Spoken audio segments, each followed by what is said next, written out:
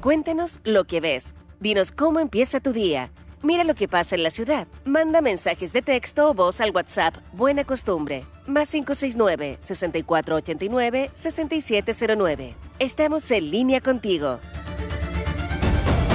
Ya, a las 8:21 vamos a aprovechar muy bien estos escasos minutitos que nos quedan para darle un respiro a esta discusión, este debate del 18 de octubre y hablar de cultura.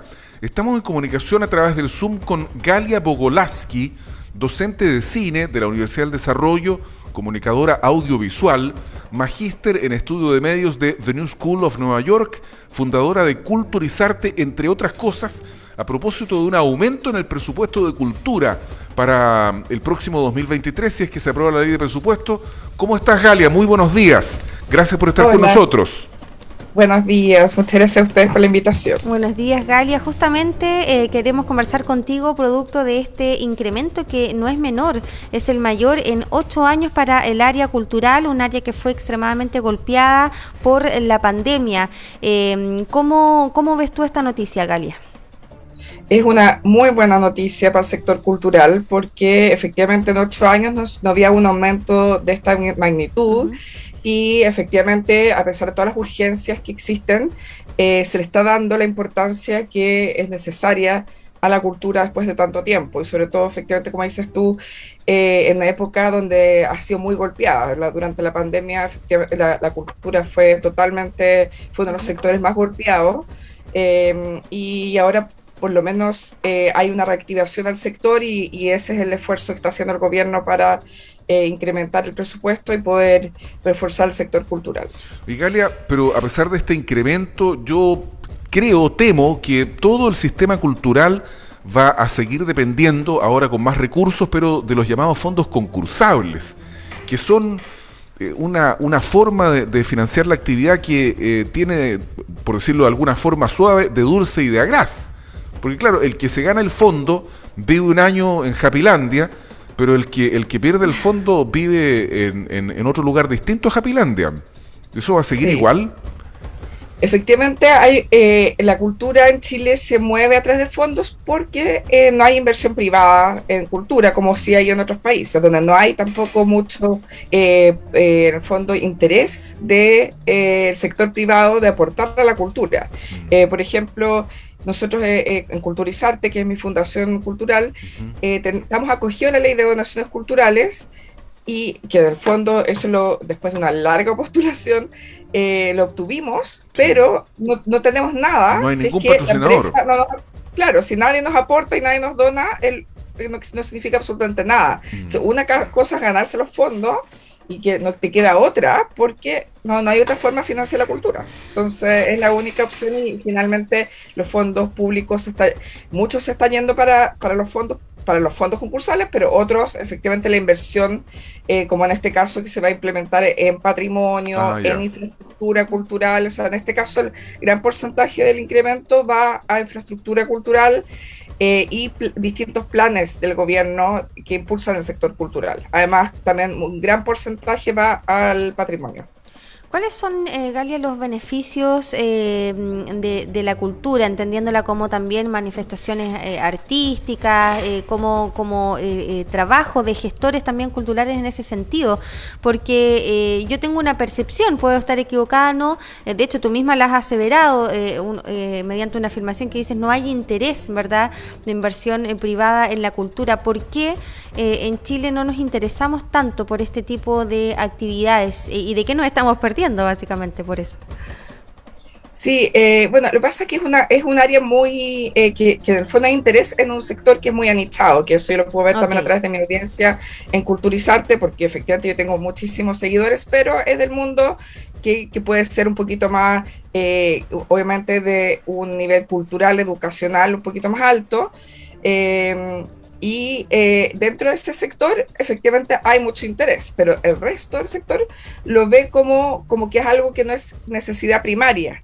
Pero si entendemos como esta primera necesidad el desarrollo cultural e intelectual, podemos ver el aporte que significa la cultura para el desarrollo intelectual, educacional, y efectivamente uno se da cuenta de los países que tienen más incremento en el presupuesto de cultura y que más aportan a cultura, son los países que tienen literalmente la misma relación, que tienen menos delincuencia, menos violencia, menos crimen, porque efectivamente la gente educada y culta, intelectualmente desarrollada, obviamente se aleja de ese tipo de ambientes. Entonces, cuando uno tiene un interés por desarrollar el intelecto y por desarrollar conocimientos, obviamente el interés por otras cosas quedan de lado. Claro. Y acá en Chile hay un prejuicio con que la economía no tiene relación con el desarrollo intelectual y cultural y educacional. O sea, al fondo es como que fueran dos mundos separados y están totalmente conectados. De hecho, si se dan cuenta... Es como algo hippie, Galia.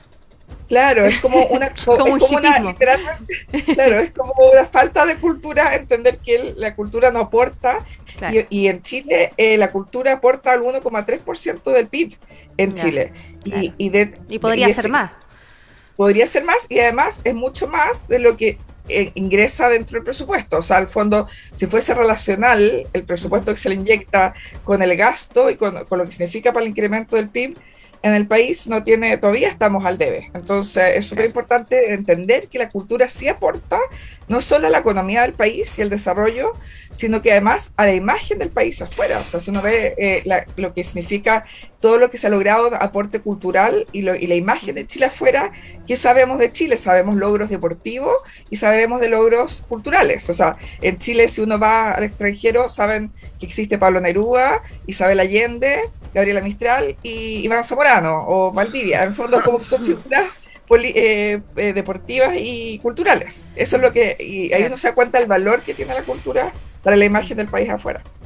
Claro, pero igual entendía como una cultura transversal, no de repente uno dice cultura ya, como que uno se le viene a la mente, no sé, música, teatro, pero la cultura de repente igual es más transversal que eso, ¿verdad? Son nuestros hábitos. ¿Cómo ahí se hace como la división, el corte para poder finalmente gestionar la cultura como lo que haces tú? En el fondo, en Chile, o sea, todo lo que está amparado bajo el Ministerio de las Culturas está dividido en dos áreas, que es el patrimonio. De hecho, el Ministerio de las Culturas que recién... Las artes y el patrimonio. Claro, las culturas y el patrimonio. Y en el fondo tiene 5 años el Ministerio de las Culturas, es un ministerio nuevo, que efectivamente está dividido en dos áreas, que es patrimonio y que es... y artes y cultura. O sea, el Ministerio se llama Ministerio de las Culturas, las Artes y el Patrimonio.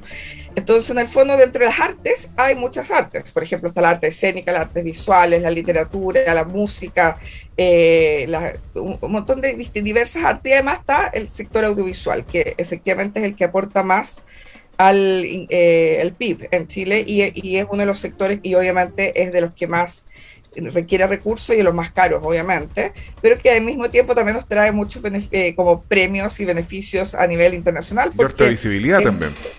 Claro, efectivamente, y uno podría pensar que el cine es entretención, pero el cine también depende de la mirada y el propósito de la Galia, producción. ¿Y este aumento en el presupuesto va a ir más a lo audiovisual o ahí depende? No, te digo al tiro los porcentajes. Mira, hay el mayor foco está en el programa de puntos de cultura comunitaria, el programa de fomento de desarrollo de ecosistemas creativos. El primero que te dije, hay 2.352 millones. El programa de fomento de desarrollo de ecosistemas creativos hay 1.440 millones. El programa Trabajo Cultural Decente, 1.250 millones. Y el programa Sitios de Memoria con 1.008 millones. Esos son los 4 focos donde está insertando este dinero. Bueno, a pesar, digamos, del aumento del 16% en el presupuesto, hay que decir que estas cifras en el global del presupuesto de la nación igual es poco, digamos, no es una cantidad digamos, uno dice, para mí 1.000 millones es mucha plata, pero eso hay que repartirlo entre muchos gestores culturales que todo el mundo quiere pegarle su mascada, digamos. Ojalá esto de las economías creativas que se llama ahora tenga mayor adherencia, mayor inversión, porque finalmente es una economía súper sustentable, que no hace daño al medio ambiente y que más encima genera en nuestro intelecto puros beneficios. Así que, oye, y te agradecemos mucho por este refreshment que nos ha hecho en medio de esta discusión que teníamos del 18 de octubre, porque estábamos aquí muy embalados en el tema. Estamos agarrando las mechas. Claro, aquí y fue una pausa chiquitita porque ahora viene otro espacio que se llama Los Estelares, donde volveremos a cometer el desafío. Gracias, Galia. Gracias a ustedes. Chao. Un abrazo, muchas gracias. Galia. 8:31, ya vienen Los Estelares aquí, María José. Están con nosotros Francisco Ivieta y también el senador Gastón Saavedra. En breve vamos y volvemos.